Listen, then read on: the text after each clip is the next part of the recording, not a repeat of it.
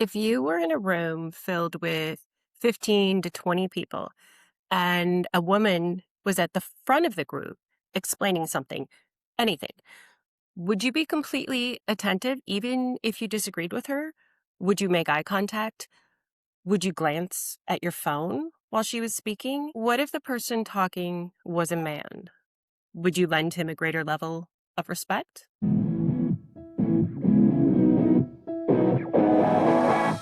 Hi, everyone. I'm Shauna Gabriel, and this is the Flavored Word podcast. Welcome. Today, we're talking about women, specifically the queen bee phenomena, and why it's so hard for some women to show up for other women, to be supportive, to be respectful of their ideas rather than dismissive, and why answering that question might not be as straightforward as we'd all hope. Because, of course, most people are going to say they'd treat the situation and the person speaking the same regardless of gender. But the truth is, a lot of women have a difficult time with this, and many end up eroding other women rather than empowering them. So last week, I talked a little bit about my writing journey and some of the negative comments or feedback I received and how I chose to put all my focus there rather than into the positive ones and how I let the negative envelop me. One of those comments, for those who need a little background, was from a friend, a good friend, who seemed to have an issue with me telling people about my success and my dreams.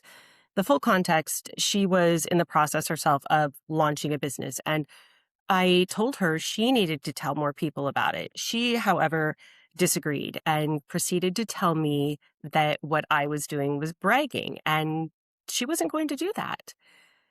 I shrank just like that. Imposter syndrome set in, and I stopped believing I deserved to be on the path that I was. So I stopped sharing my work. I stopped championing my own work, which brings me to the topic of today's discussion, women, specifically why more women don't support one another. A few weeks ago, I was scrolling through YouTube shorts when I landed on one that hit. A woman she was sitting in her car talking about a meeting she'd just been in and asked that very question to the camera on her phone. Why don't more women support women?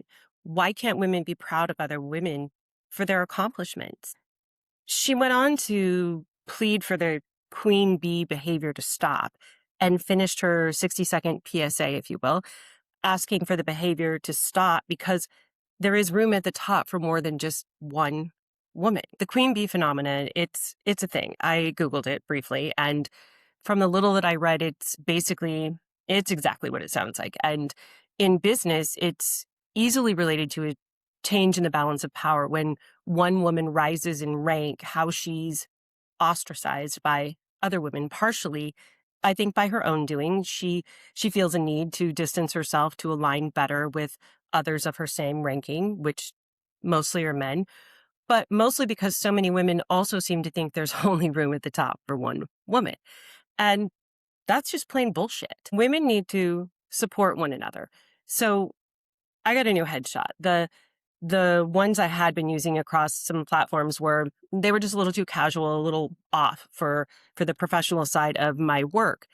And the picture, it was taken right after I got my hair done. I was wearing makeup, full makeup, something I don't do, at least not fully on a daily basis. I think a lot of us have mastered the fine art of a a bun, mascara, lip gloss, and that becomes normal, especially with so many of us working remotely, myself included. But in this photo, my hair is down, my face is on. And to be honest, I love those photos. They lend a little extra self-confidence my way. So I uploaded the photo and I instantly got a little timid. People were going to notice. Would they whisper behind my back? Would they think it was fake because I don't look like that every day? Or would they be like, dang, she finally got a real photo taken. Good for her. You know what happened? Some said nothing, at least not to me, not when I was present, but some, all women, told me my picture was great. to even use the word pretty. And you know what I did? It was hard, but instead of dissecting their comments or doubting their words, I said, thank you. I did add a little caveat that it was right after I'd gotten my hair done and that I'd be sure to thank my hairdresser. But what I didn't do was say, oh, I never look like that, or oh, is it okay? Or geez, it must have been a good day for once. I didn't reshape their comments into something negative. I took them at face value and moved on. Was it hard? Yeah, it kind of was. But that's a learning moment. And it's an example of women supporting women. Giving another woman a compliment doesn't make you less. It doesn't weaken you. It supports them. And that's all it is. Earlier this year, I was at a large resort outdoor pool. I went into one of the changing areas and saw a woman in her mid to late 20s, and she was wearing the cutest swimsuit. She was washing her hands, and as I walked by, I said, "Your suit is so cute. You look great." And you know what she said? She lowered her head and smiled and said, "Oh my gosh, thank you." And then she went on to tell me how nervous she was to wear it, that she didn't feel confident, that she was afraid she didn't look good, that people would think she looked bad. And then she thanked me again for saying something. Of course, I said, I'm glad I did. And that was that. Later that night, I told my husband what had happened, and he smiled at me and said, that probably made her day. And truthfully, she made my day. It felt so good to know that my simple observation, my few words helped build another woman's self-confidence. And think about it for a second. Think about what she might have thought had I not said something. Maybe she saw me notice her. Maybe her own monsters were lurking and they were convincing her that she looked terrible, that I thought she looked bad, that I was giving her a side eye thinking, what the hell is she doing wearing that?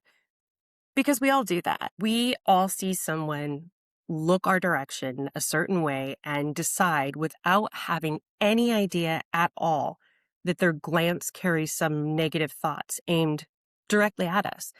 And hey, maybe they didn't smile. Maybe their glance was cold on the surface, but in reality, there's a solid possibility that they were just thinking about something that held their attention. So much so that they were simply just looking your direction, not really at you. And certainly not long enough to form a negative opinion about the way you look.